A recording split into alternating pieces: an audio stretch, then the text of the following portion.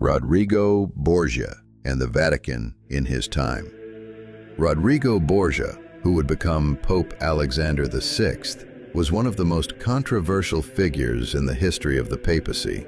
His life unfolded at the end of the 15th century, during the turbulent years of the Italian Renaissance, when Rome was not only the spiritual heart of Europe, but also a center of intrigue, corruption, wealth, and power struggles.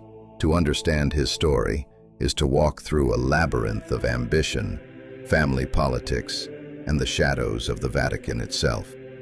Life and rise to power. Rodrigo was born in 1431 in Jatava, near Valencia in Spain, into the powerful Borgia family.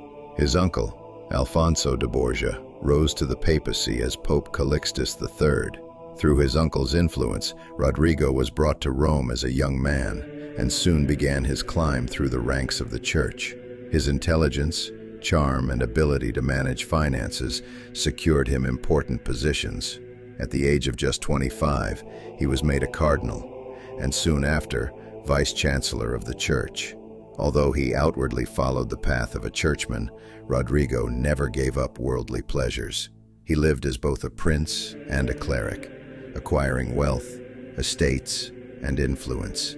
What truly distinguished him was not piety, but ambition, and a gift for understanding the mechanics of power. He was patient, strategic, and willing to wait for opportunities. The decisive moment in Rodrigo's career came in 1492, with the death of Pope Innocent VIII. The College of Cardinals gathered in the Sistine Chapel to elect his successor.